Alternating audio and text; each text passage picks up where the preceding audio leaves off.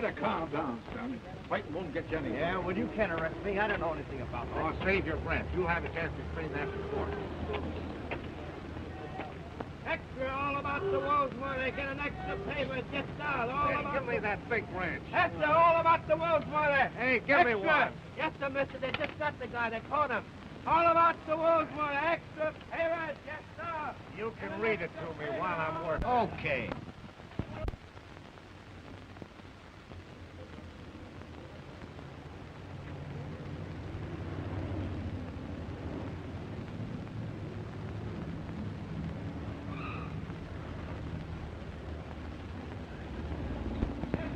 Say, that guy looks like he's seen everything anyhow. Well, the old guy's troubles are over now.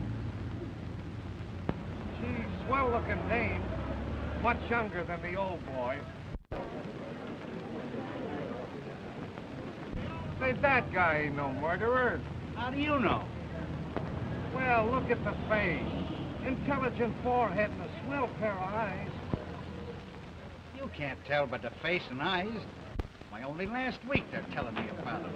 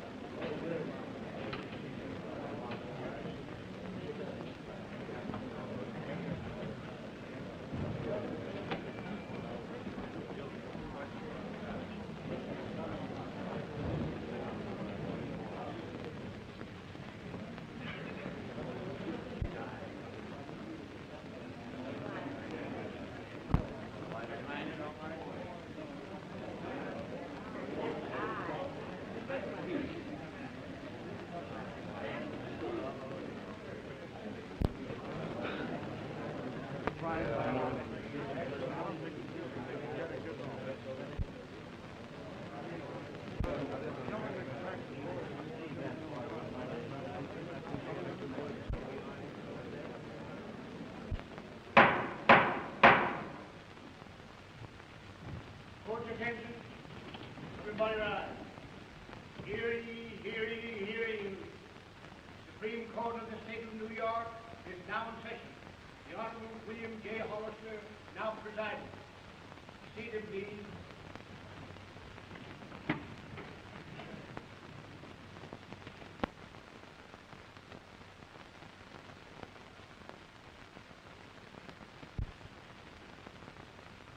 Prosecution may state its case.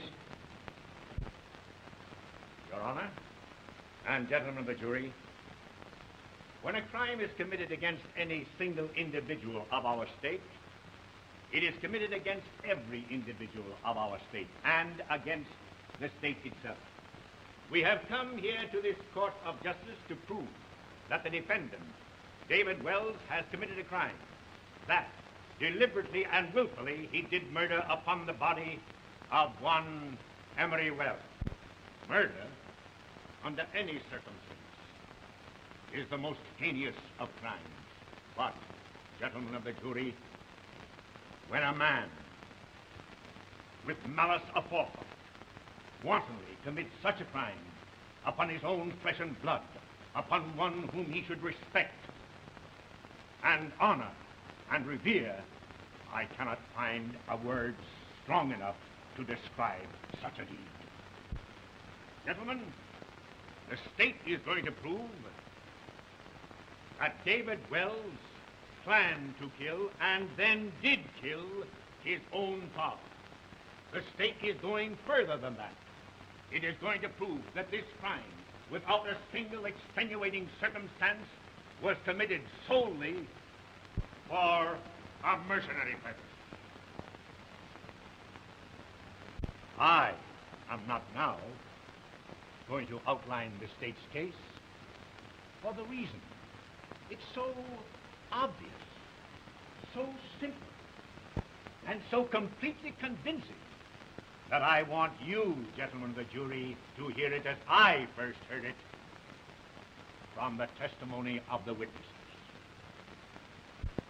I do not have to give you a picture of the events that led up to and immediately followed the crime. I do not have to explain motives and acts, because the testimony that you shall hear will make them so evident that you will be convinced, as the state is, that the defendant is guilty of murder in the first degree. Call the first witness. Mrs. Martha Gregory. Mrs. Martha Gregory, take the stand, please.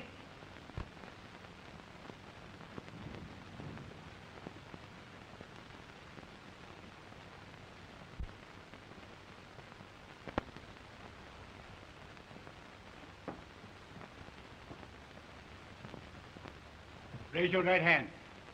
You solemnly swear the evidence you're about to give in this case to be the truth, the whole truth, and nothing but the truth, so help you God. I do. What's your name? Martha Gregory. You may sit down. Mrs. Gregory, what's your occupation? I was Emery Wells' housekeeper. Were you in the home of Emery Wells on October 2nd last? Yes, sir. You tell us in your own words, Mrs. Gregory, just what took place on the evening of October 2nd. Nothing very unusual happened until about 15 minutes after 9. I was at the linen closet, not far from the door to Mr. Wells' study.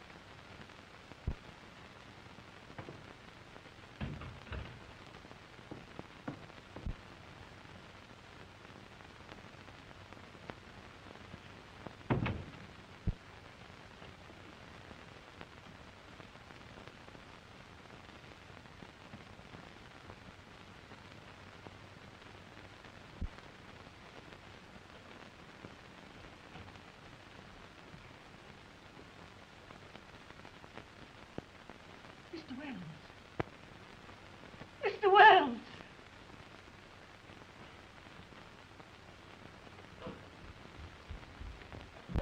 Bobs!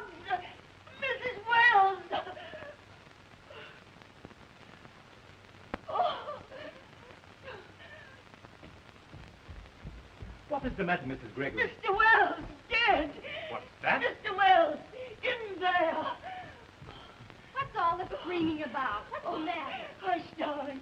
Something serious.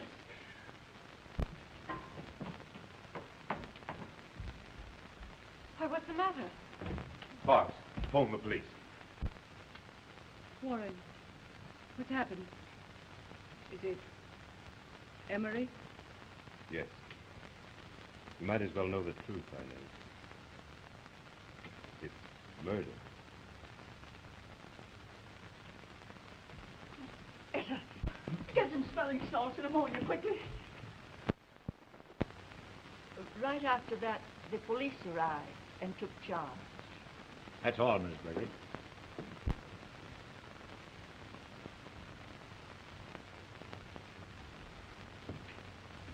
Mrs. Gregory, why did you delay after you thought you heard revolver shots?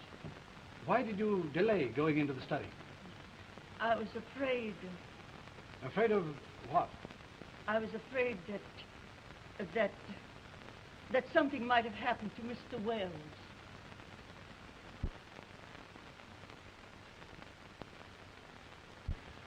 You testified that you first went to the servants' quarters and there found Etta Billings, the maid, lying on her bed reading a magazine, did you not?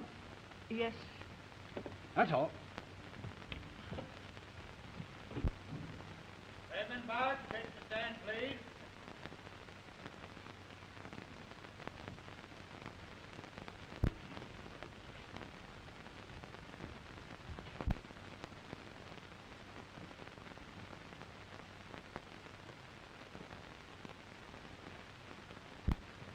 Raise your right hand. You solemnly swear the evidence about to give in this case to be the truth, the whole truth, nothing but the truth, so help you God. I do. What's your name? Boggs, sir. Raymond Boggs. Spelled with two G's. Yes, sit down.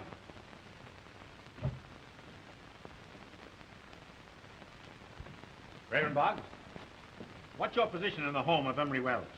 I am the butler, sir. Tell us what happened there on the afternoon and evening of October 2nd.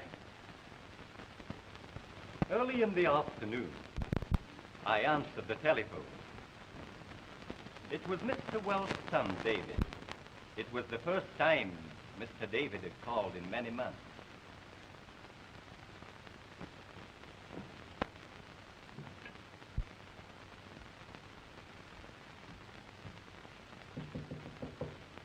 Come in.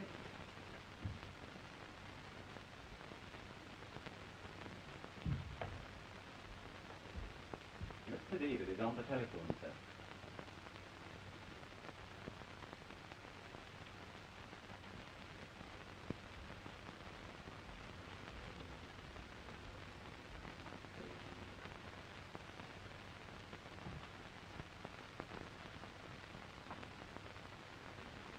Well?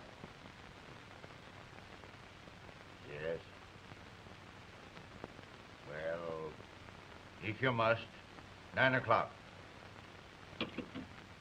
My son will be here this evening at 9 o'clock. Show him in when he arrives. Very well, sir.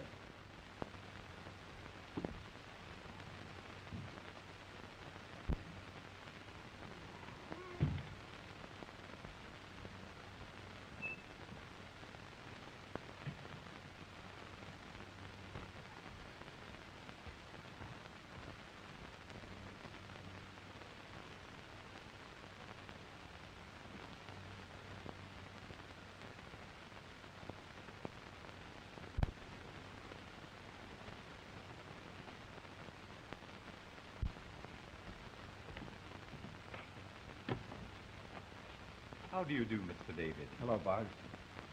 My father's expecting me. Yes, sir.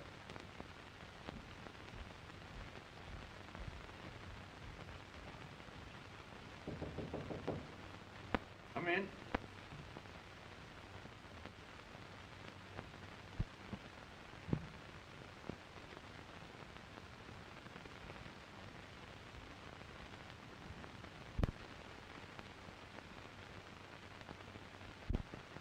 Help! Boggs! Mrs. Wells!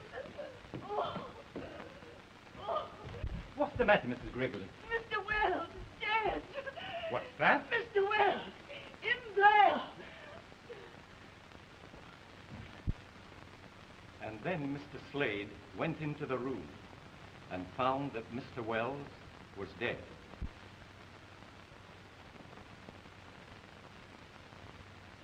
That's all, Mr. Boggs. Thank you.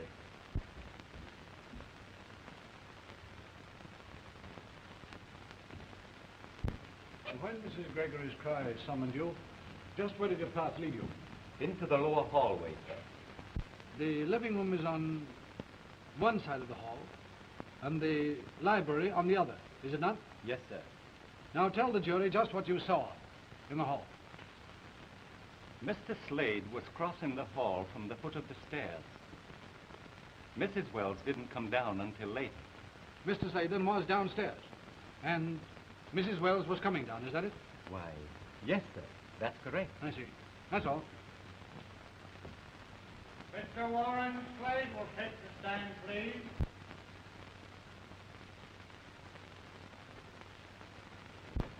You're through.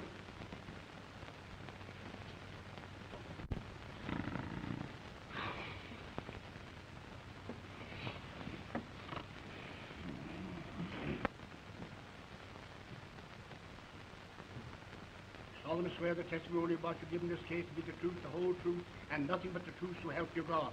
I do. What's your name? Warren Slade.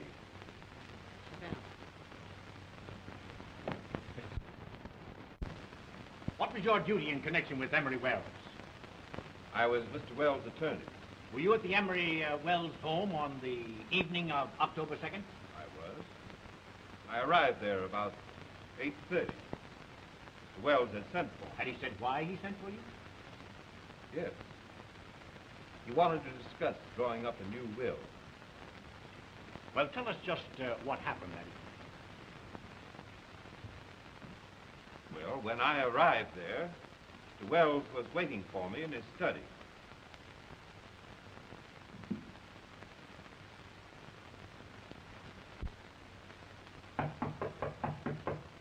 Come in. Good evening, Mr. Wells.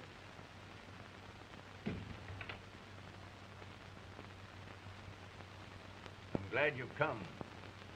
David will be here in a short time. I want him to witness my new will. Why, but you didn't ask me to draw a new will, Mr. Wells. I wrote it myself. I knew what I wanted. Well, does the new will establish a trust fund of $100,000 for David? I'm canceling that. He gets $1, and that's all he will ever get. And another thing, I've changed most of the terms of my old will, and my servants won't get 1 penny of my money. Wells, do you realize what you're doing? I know perfectly well what I'm doing. I've canceled all the bequests of the old will, and if you... Come in.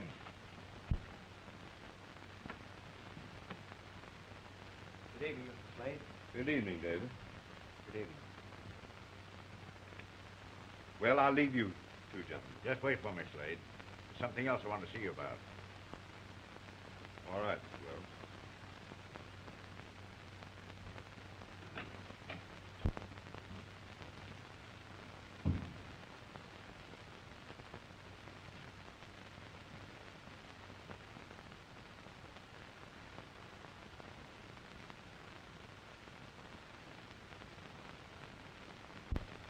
When I next went into the study, Mr. Wells was dead. Had Mr. Wells signed the new will? Not that I know of. At least, it's never been found. As there is no evidence that the new will had been signed, the previous one will still stand. Is that right? Correct. Yes. And the trust fund of $100,000 for David Wells remains? It does. That's all.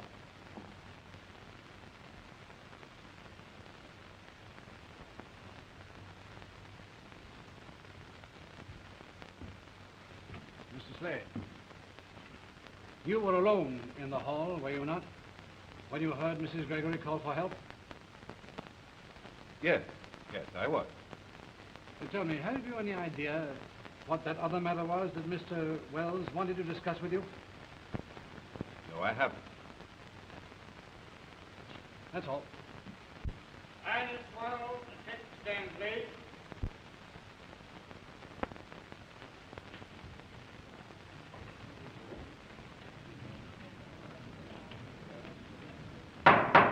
Order in the court, please. Raise your right hand, please. Left hand on the book. You solemnly swear the testimony you're giving in this case to be the truth, the whole truth, and nothing but the truth, so help you God. I do. And what is your name? Mrs. Ines Wells. Sit down, please.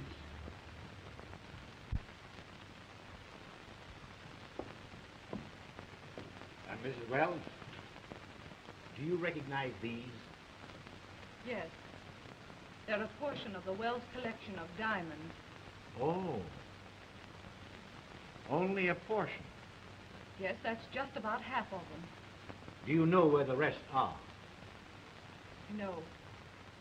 They disappeared the night of my husband's death.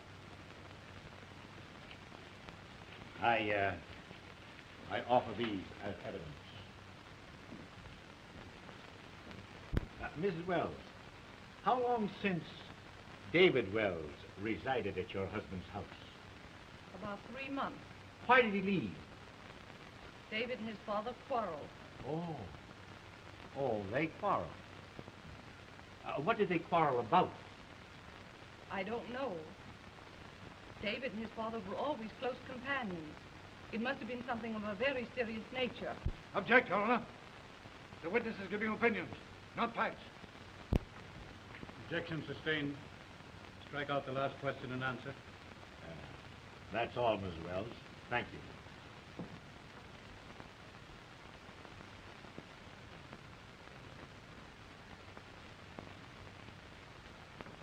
Mrs. Wells, where were you when the defendant entered your home on the evening of October the 2nd? In my room, preparing to retire. What time was it? About 9 o'clock. Do you generally prepare to retire as early as 9 o'clock? No. Yes, I had a headache that night. Did you remain in your room until you heard Mrs. Gregory's cries for help? Yes, I did. Now, were you alone in your room from the moment you entered it until you heard those cries?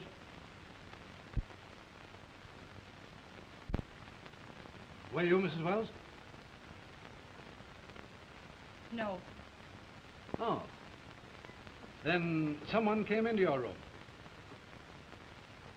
Mr. Slade came upstairs after he left Mr. Wells.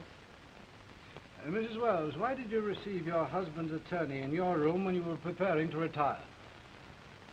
I wanted to ask his advice about some stock I intended to purchase. How long did Mr. Slade remain in your room? Until we heard the noise from downstairs. What did the noise sound like? It might have been revolver shots? Yes, as though something heavy might have fallen, or a report, or... Yes, like a revolver shot. I see.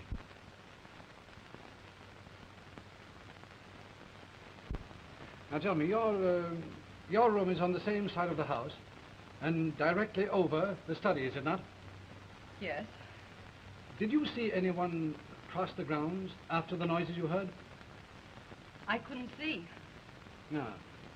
Perhaps the blinds were drawn over your windows. Yes, they were. Yes. Oh, Mrs. Wells. What was the stock you discussed with Mr. Slade? I don't remember. You don't remember? No. It was so vital that you discussed this matter of the stocks with Mr. Slade that you invited him to your room. And now you tell me you don't even remember the name of the stocks. Mrs. Wells, have you ever purchased any stock? No. Order in the court, please. That's all. I know where I signed it.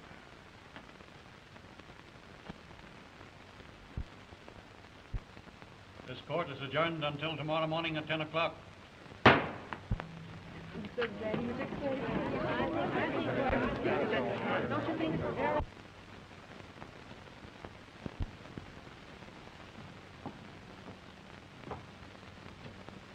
Raise your right hand. Put your left hand on the book. You solemnly swear the evidence you give in the case be the truth, the whole truth and nothing but the truth, to help you God. I do. And what's your name? Etta Billings. Sit down. Miss Billings, on October the 2nd, what was your occupation? I was downstairs maid in Mr. Wells' home. Tell the jury what you heard and saw on that evening. I finished my work about 9 and thought I'd go out for a breath of fresh air.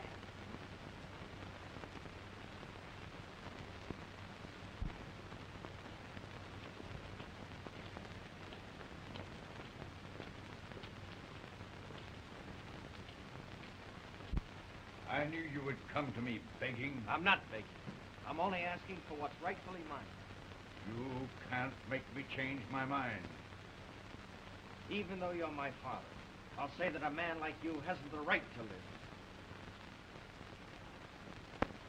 Miss Billings, are you still working in the Wells household? No. And why did you leave? Mrs. Wells discharged me When? the day after Mr. Wells died. Tell me, how did you first obtain your position there? Mrs. Gregory got me the job. Mrs. Gregory takes great interest in you, doesn't she? Yes, she does. Is Mrs. Gregory any relation to you? I object, Your Honor. This line of questioning has no bearing on the case. What does counsel desire to prove by this line of questioning? Your Honor, there will be reasonable doubt as to the defendant's guilt if it can be proved that there were others who had motive and opportunity to commit the crime, especially as no direct evidence has been submitted regarding the actual moment at which the defendant left his father's study. Objection overruled. Counsel may proceed. I'll ask the question again. Is Mrs. Gregory any relation to you? Yes, What? she's my mother.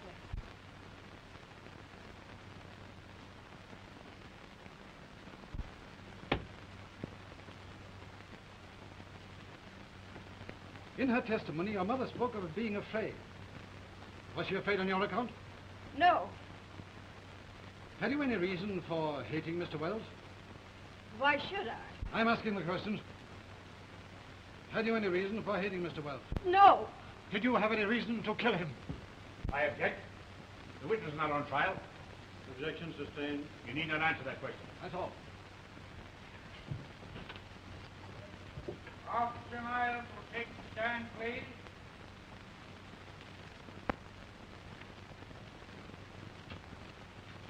You solemnly swear that the testimony you're about to give in this case to be the truth, the whole truth, and nothing but the truth, so help you God. I do.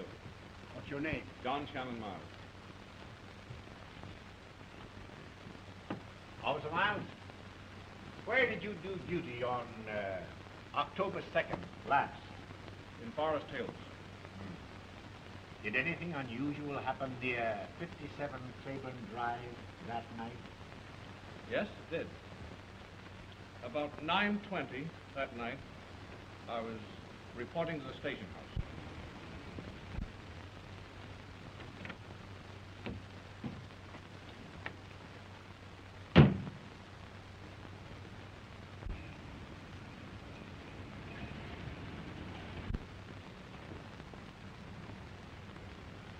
Maybe you don't know it's nighttime, young fella. Where are your parking lights?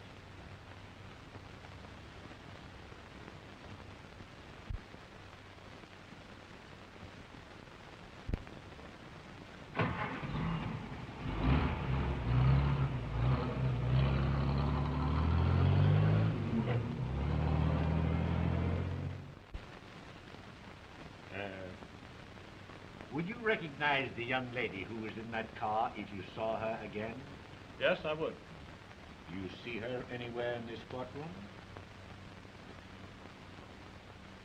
That's her.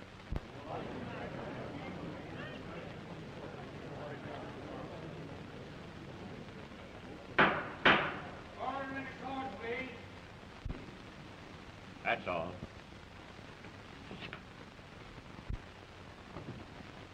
No questions.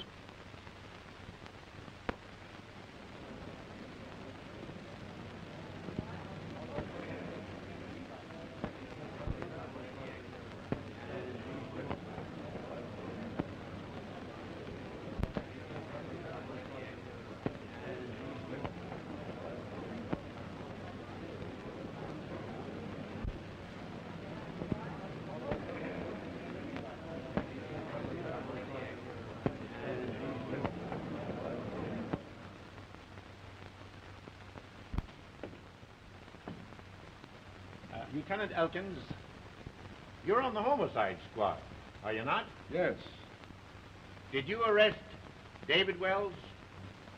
I did. Explain the circumstance under which the arrest was made.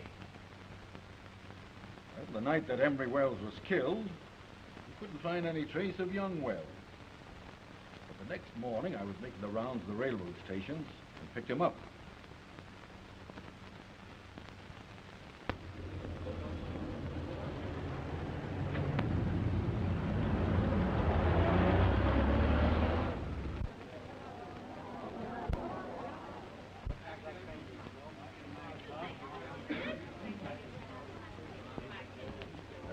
it, Wells?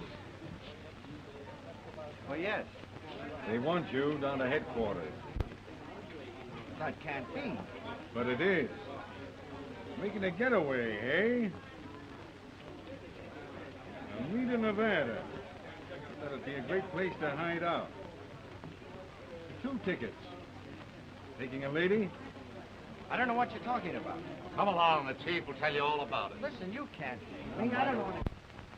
Captain Elkins, the defense is perfectly willing to concede that Emery Wells met his death by a .32 caliber bullet. But have you found the gun from which that bullet was fired? No. Now, the mere fact of discovering a bullet would have no bearing on who fired the shot, would it? No. That's all.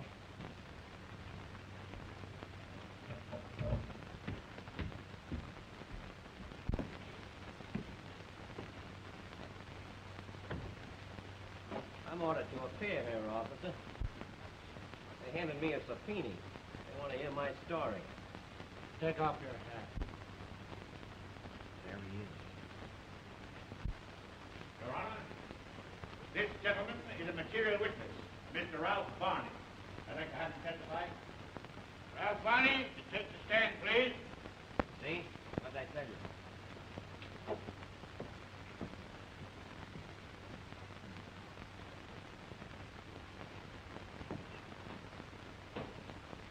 Raise your right hand. To the left hand of the Bible. You solemnly swear the testimony you give in this case to be the truth, the whole truth, and nothing but the truth, so help you God. Yeah. What's your name? Ralph Barney. Sit down. Mr. Barney, are you a married man? Certainly. Living with your wife? I was until lately. Until when? Exactly. October 2nd. She didn't come home that night. I waited up until about 2 o'clock, and then there wasn't any more music on the radio to keep me awake, so I locked the door and flopped. Your wife didn't come home all night. Is that right? She ain't been home yet. Say, do you know anything a guy can do to make his wife behave? Order in the court. I shall not warn the spectators again. I'll have the courtroom clear. Proceed. Do you know where your wife was on the night of October 2nd? Yes. With David Wells. That's all. Mr. Barney, just what is your occupation? What? I beg your pardon. Just what do you work at? Oh. Well, I'm right between jobs at the minute. I see. And when you do a job, just what sort of a job do you do? Oh, I sell, Say, you ain't going to use this against me, are you? No. You may answer the question. Well, I sell the real McCoy. I'm sorry, I haven't got a bit right now.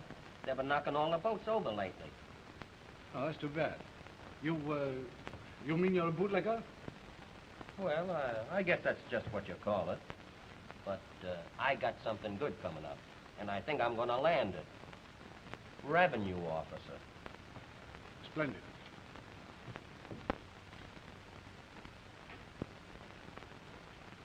So, you are Mrs. Barney. Yes. Do you work, Mrs. Barney? I haven't since I've been married. Do you make a practice of staying out all night?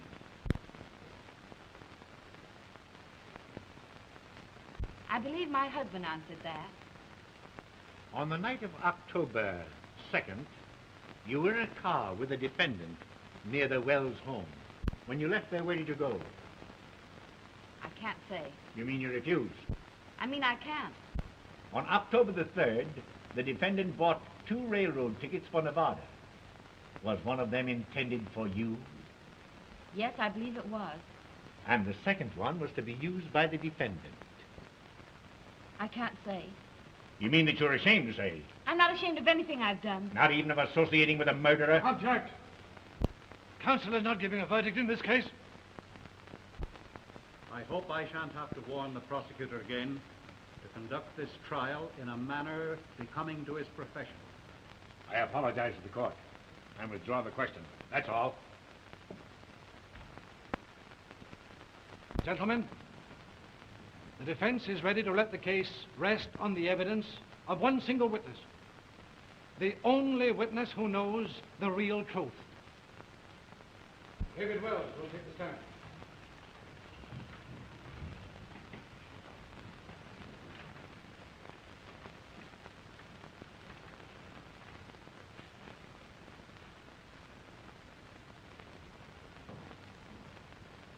Raise your right hand and left hand the Bible. You solemnly swear the testimony about you give in this case to be the truth, the whole truth, and nothing but the truth, so help you God. I do. What's your name? David Wells. Sit down. Dave, I want you to tell, in your own way, exactly what happened on the evening of October the 2nd.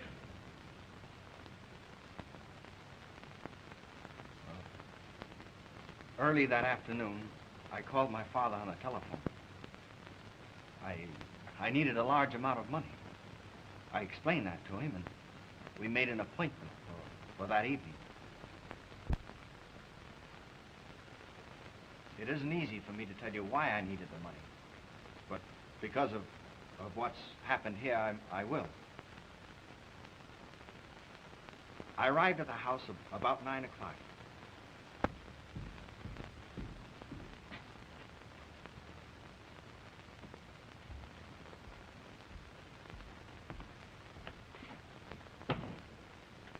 How are you, Mr. David? Hello, Boggs. My father's expecting me. Yes, sir.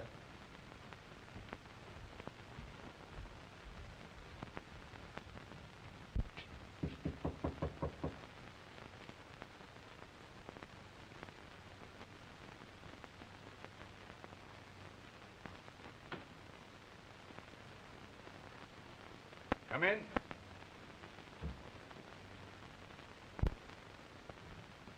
Good evening, Mr. Slade. Good evening, David. Good evening.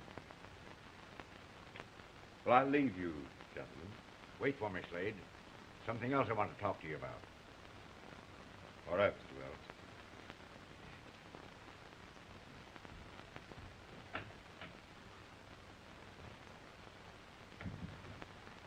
I haven't come to ask you for anything except what's rightfully mine.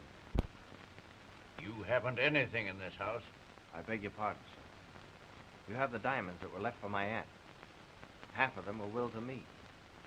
And what are you going to do with them? For the first time in my life, I need the money that they'll bring. And I need it badly. That doesn't tell me anything. You want it for a woman, I suppose. Yes. She's married. Hmm. Oh, all of us make mistakes. And her marriage was one of her mistakes. She can get a divorce only on one condition. She has to buy it. Oh, I'm not ashamed of a decent love. And that's what it is. I want her to be free. I want to buy her freedom. So that we might be married.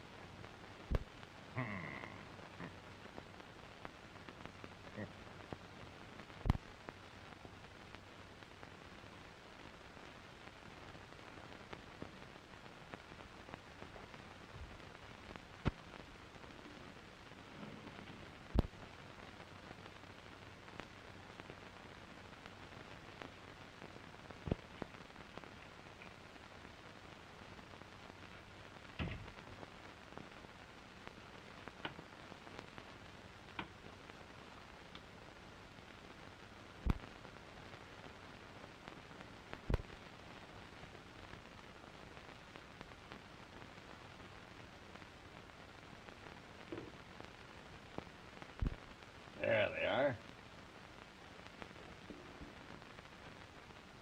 You will never touch one of those so long as I live. But you don't understand what they mean to me. I've been waiting for this. I knew you would come to me begging. But I'm not begging. You can't hold back what's really mine. And you can't make me change my mind. Even though you're my father, I'll say a man like you hasn't any right to live. Here is something that will interest you. I have made a new will. Look, your inheritance is to be $1. And my dear servants, for their loyalty to me, are all to receive nothing. And my dear wife, see, she too is disinherited. And if any of them contest this will, they shall have to contest the reason for their disinheritance. Come on. Witness the signature to this. You expect me to sign that? Oh, you refuse. Well, well. You want the diamonds? Now, I might make a bargain with you. I don't have to, but I might. I'm not witnessing any signature. Come on. Sit down and put your name there, and you shall have your share of the diamonds.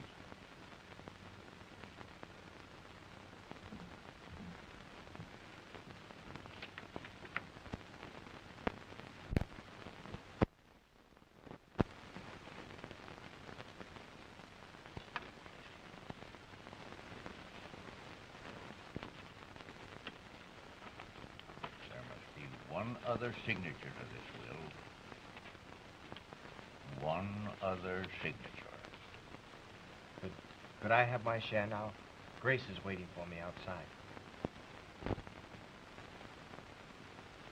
told you you shouldn't touch one of these so long as I live. Do you mean to say you're not going to give them to me after you promised? You will not touch one of them so long as I live. I said you didn't have any right to live.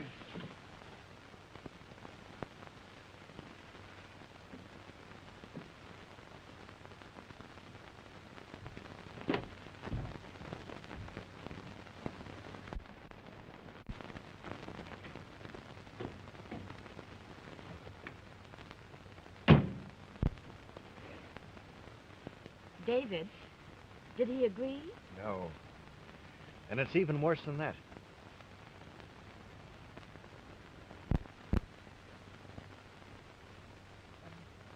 And that's the whole truth. I swear it.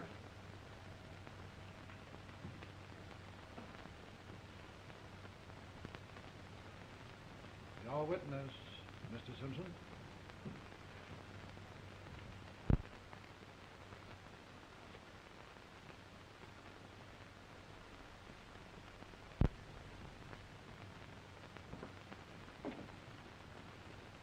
You left your father's home 3 months ago. What was the reason? I can't tell.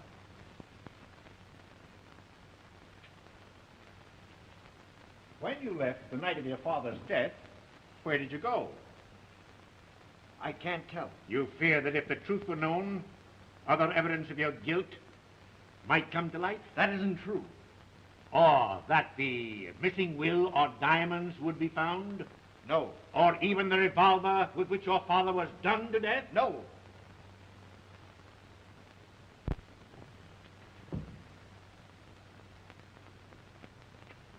The day after your father was murdered, you were running away, were you not? No. There was only one way left for Grace to secure her freedom. That's why we were going away, to get her divorced. Isn't it true that you were the last person to see him alive? I don't know. But you did say that your father hadn't any right to live. Yes, I did. Then you admit that you killed your father. Why, no, of course not. Well, he was dead when you last saw him. Yes.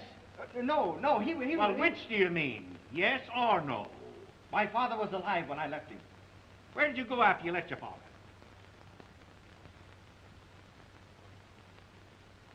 I asked you, where did you go when you left your father's house? Didn't you hear me? Where did you go?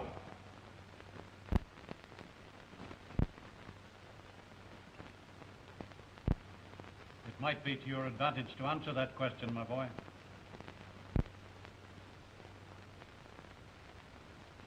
I refuse to answer. Your Honor, I can answer that question.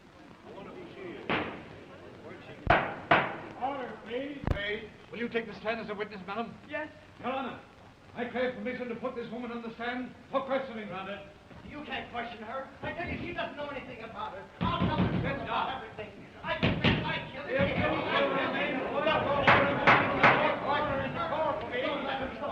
She can't say anything about it. She doesn't know anything about it. Raise your right hand, please. Your left hand on the Bible. You solemnly swear to the testimony you're giving in this case to be the truth, the whole truth, and nothing but the truth, so help you God. I do. Your name, please. Mary Stevens. Sit down. Mrs. Stevens, do you know the accused? Yes, Have you known him long? yes. I'm his mother.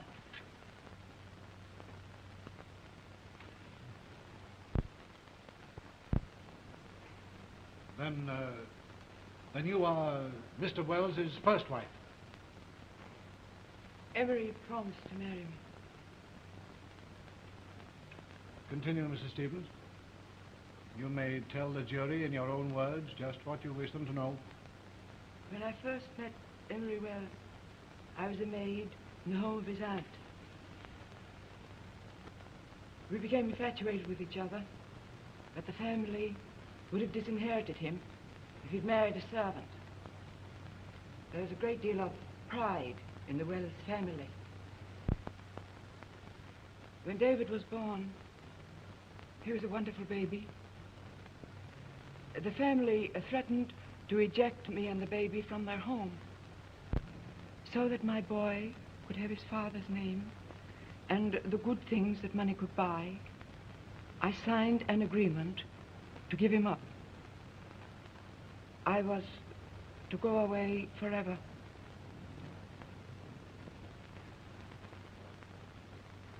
I never saw him again until 3 months ago. I object, Your Honor, on the grounds that the matter referred to by the witness is incompetent, irrelevant, and immaterial. May it please the court. The defendant has never told even me about his mother. It is impossible, therefore, that I can make a direct examination of the witness. Objection overruled. The witness may continue. You may continue, Mrs. Stevens. You were saying? David's birth and the nervous strain from the treatment I'd received were too much for me. I lost my health. Emery never offered to help me, and being ill, I could only do occasional work. Although I was as good as dead to the Wells family, I saw from a distance my boy growing into splendid manhood. One day, he came to me. No one will ever know what that meant. For 20 years, I hungered for his arms to be about me. He took me in his arms and kissed me.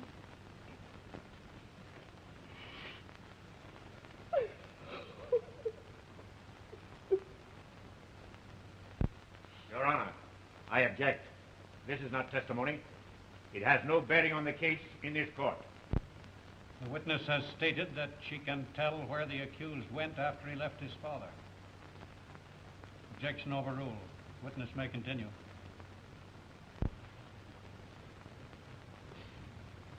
Take your time, Mrs. Stevens. You were saying that your son came to you 3 months ago. How did that happen? David found the agreement that I'd signed. He left his father and came to me. And then what did he do? He rented an apartment and made a home for me. It was then that he met Grace Varney. They both tried to make me happy. David never saw his father again until that night.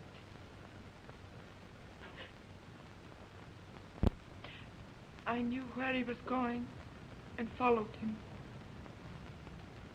When he left his father's house, I saw him, but David didn't see me.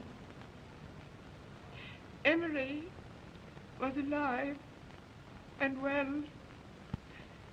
when his son left him. When I arrived home, he and Grace were waiting. And that's why my boy couldn't answer your question. He was afraid I couldn't stand the strain of the trial.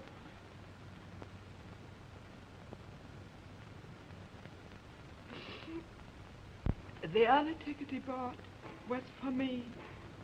He planned on my going away with Grace.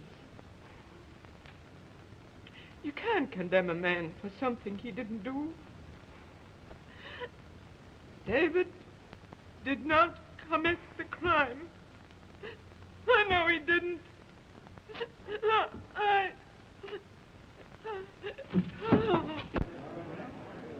Is there a doctor in? What? Get one, please. This court is in recess. Oh, to get me some water, please. Mother.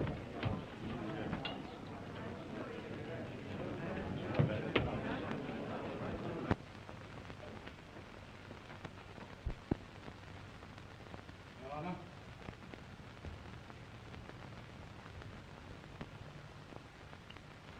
Gentlemen of the jury, you have the life of a man in the hollow of your hands. The life of an innocent man. The revelations of this case have been as new, as strange, as overwhelming to me as they must have been to you.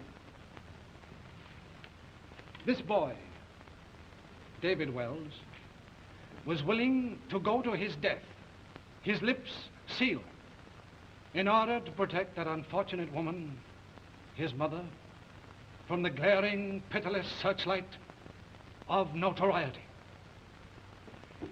Gentlemen of the jury, the state has founded its case on nothing but circumstantial evidence. No one saw David Wells fire the shot which killed his father. No one has discovered the revolver from which that shot was fired. No one has been produced by the state to testify as to any actual motive that would induce David Wells to commit so brutal a deed.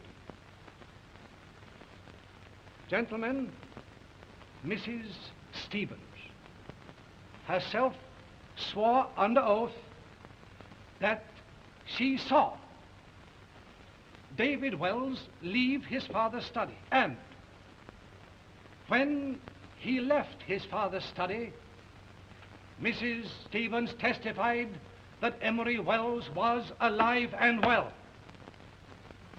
Gentlemen, there is not one shred of direct evidence against the defendant. Would you take the life of any man on such flimsy, indefinite, unsubstantiated evidence as has been submitted by the state? How then, gentlemen, can you send to his death this boy? Gentlemen, if I had a son, I would pray that he were as sincere, as noble, as generous, and as guiltless as that young man who sits there with unwavering faith that you will send him out, a free man, to the bedside of his mother, who clings to the last thin shreds of life, waiting and praying that you will have said her son is not guilty.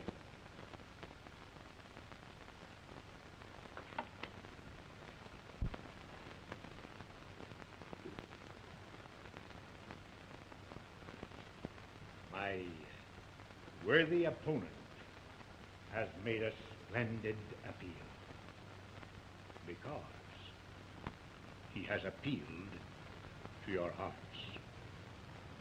But, gentlemen, the law knows no appeal to the heart. It must be an appeal to the reason. It is a question of right or wrong. We may sympathize with David Wells, but we cannot absolve him of the crime he has committed. He has broken the law. He has taken the life of his own father, and he must pay the penalty. David Wells went into his father's study and quarreled with him, and in the heat of the argument, after threatening him with death, he did actually kill him. And so I say to you, gentlemen of the jury, there is only one verdict you can bring. You must find the defendant guilty. For only with such a verdict can you keep safe the honor of the citizens of our great state.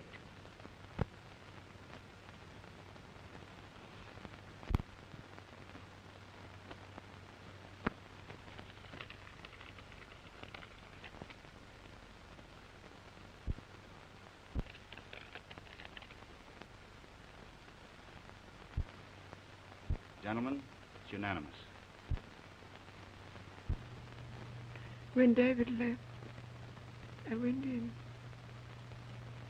I told Emery that I'd make a scandal of everything unless he did what was right. He tried to force me out. Then he reached for a gun and threatened me. I grabbed the gun and shot him. I killed David's father. I took the diamond, found the will, and then I went home.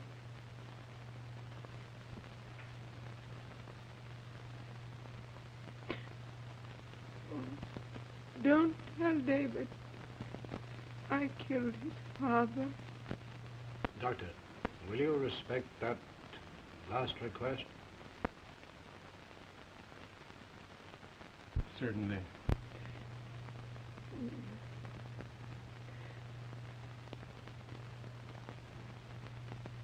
I just wanted a little happiness with my boy. I'm glad it turned out this way. The children will be happy with each other. And I'll be happy too.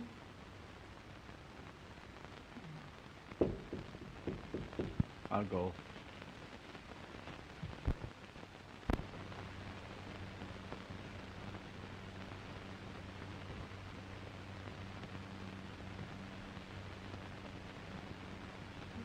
David.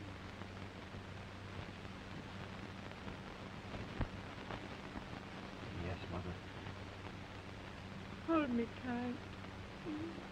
Just for a moment. Be a good boy. Take care of Grace.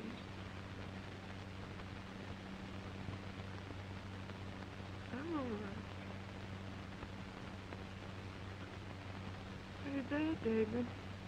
Yes, Mother. I can't see you.